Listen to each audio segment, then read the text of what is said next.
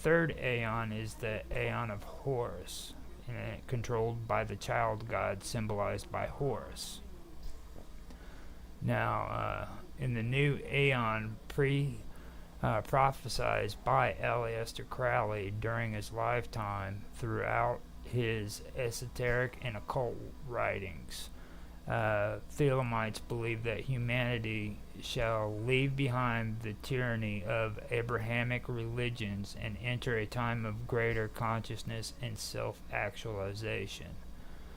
Within the Thelemites' religion, each of these aeons is believed to be characterized by their own specific magical formula, the use of which is very important and fundamental to the understanding of Thelemic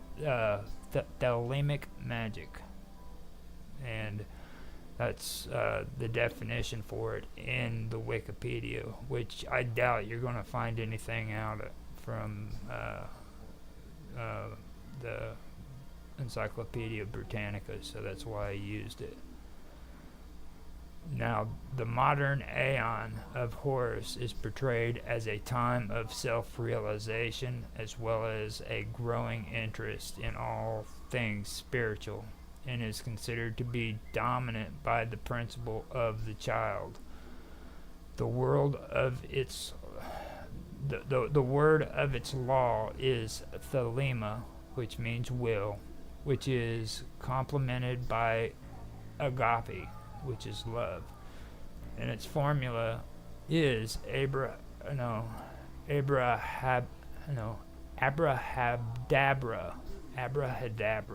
which is a pretty good mix between Abraham probably and Kadabra. Individually, which its formula is abrahadabra.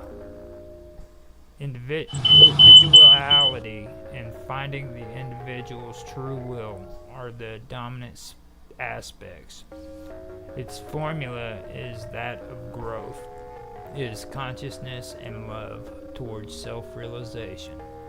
Concerning the Aeon of Horus, Crowley wrote, "A crowned and conquering child who dieth not, nor is reborn, but goeth radiant which goeth radiant ever upon his way. Even so goeth the sun, for as it is now known that night is but the shadow of the earth, so death is but the shadow of the body. That veileth his light from its bearer, heart of the master." And also in his little essays towards truth, the Aeon of Horus is here, and its first flower may well be this, that freed of the obsession of the doom of the ego in death and of the limitations of the mind by reason, the best men again set out with eager eyes upon the path of the wise, the mountain track of the goat, and then the untrodden ridge that leads to the ice-gleaming pinnacles of mastery. Now it goes on with Lon Milo de Quet commented on the connection that the Aeon of Horus had to the age of Aquarius, when he stated that, yes, the Aeon of Horus is coincidentally to what astrologers and songwriters call the age of Aquarius, and what millions of others refer to simply as the New Age.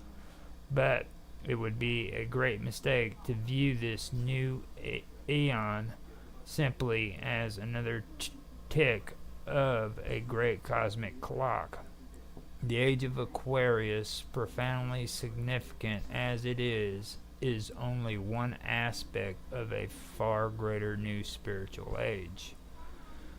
Sometimes Crowley compared the word of Horus with other formulas, whose reigns appear to overlap with the Aeon of Osiris and or Isis.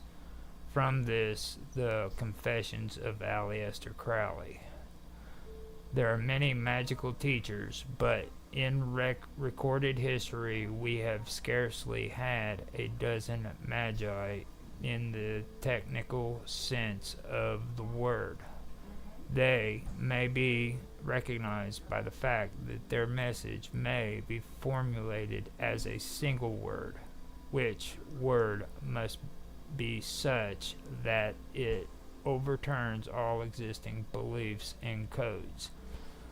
We may take as instances the word of Buddha Anatta, absence of an Atman or soul, which laid its axe to the root of Hindu cosmology, theology, and psychology, and incidentally knocked away the foundations of the caste system, and indeed of all accepted morality. Muhammad, again with the single word Allah, did the same thing with polytheism, patently pagan or camouflaged as Christian of his period. Similarly, Iwas uttered the word Thelema with all its implications, destroys completely the formula of the dying God. Thelema implies not merely a new religion, but a new cosmology, a new philosophy, a new ethics. It coordinates the disconnected discoveries of science from physics to psychology into a coherent and consistent system. So that is for that. But then underneath it, coincidentally, we were talking about Ma'at yesterday with history, and it has an Ian of Ma'at.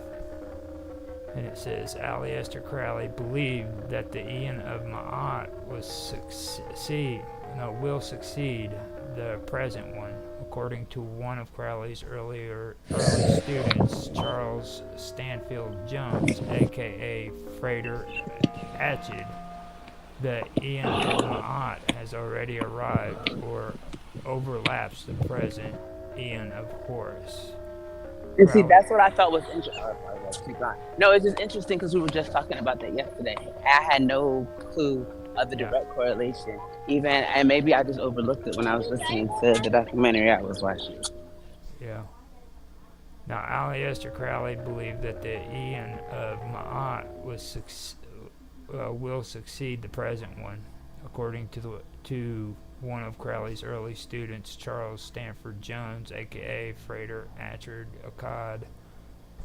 The Ian of Ma'at has already arrived or overlaps the present Ian of Horus. And then Crowley wrote, I may now point out that the reign of the crowned and conquering child is limited in time by the book of the law itself. We learn that Horus will be in his turn succeeded by Themaist, Thmaist,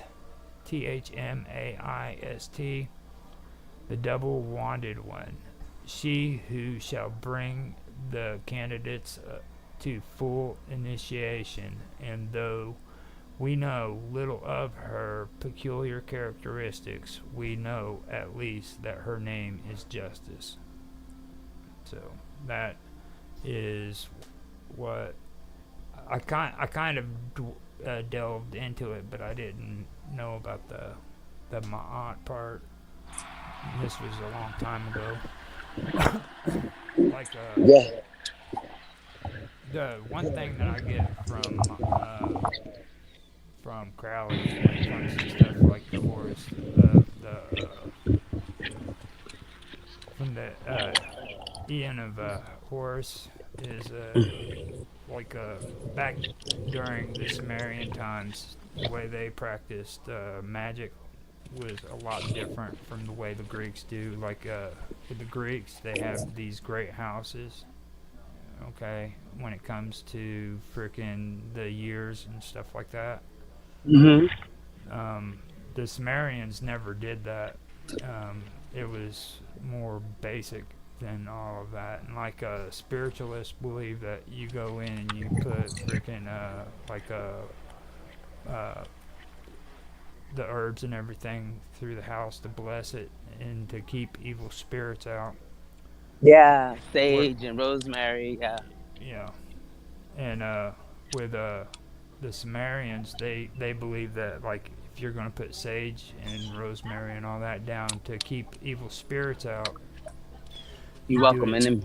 You do it by the doorways, and you do it by the windows, because in their beliefs, spirits couldn't enter through the walls. You see, and Makes sense. That. and they also buried their dead in the floors of their houses. What? Yeah. Why? Because that's where they belong. They were buried. What? Yeah, that's where they belong. And Your dead usually people belong in the floorboards. Well, I've been doing it all wrong. they belong down underneath their houses, apparently. I have no clue why they decided to do that. I just know that they did it. And that's how they felt, right? I was just thinking. And see, family members were buried in the floors. They didn't have wood or nothing as floors. It was usually dirt, and they just would dig a hole and bury them there. And when they buried them, they had to go through a ritual to bound the spirit under the ground, because Sumerians believed that spirits could actually come up out of the ground if they wanted to, or if they had the strength to. So their exorcist or their priest, whatever you want to call them, would come out and they would frickin' do a form of magic. And this is what relates me to the Eon of Horus. They would do what today people joke around about, and they think it's just a bullshit, but it's called mumbo jumbo. I don't know if I say mumbo jumbo. So wait, tell me what it really means. Today it's a big joke to a lot of people, but It's a bunch of mumbo jumbo. yeah, but back then mumbo jumbo was actually powerful. To be able to speak words that have never been spoken by the human tongue was a lot. It meant a lot of power, or it had a lot of power. So these That's why people make a big deal about what I was saying. so these exorcists would try to come up with words that have never been spoken by humans. And they also believe that, like, even if they were spoken by humans, but they were rarely ever used, those were powerful words too. You see, and that's kind of what I get out of a lot of the stuff that Aleister Crowley got into when it comes to the Eon of Horus and Osiris and Isis and all that.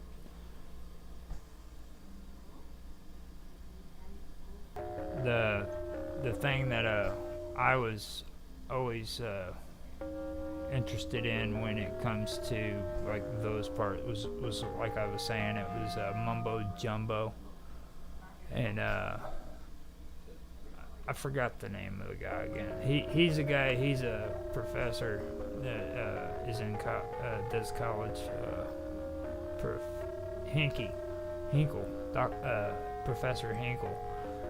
He does a lot of the ancient Assyrian videos on YouTube and stuff, and he also has his own class where he teaches about the demonology with ancient Assyria and the Sumerians and their beliefs. And he was the one that got me curious about all that stuff, because first of all, he's a really, really good professor. He was the guy that came out and actually got funding to where he could try to rebuild the Ark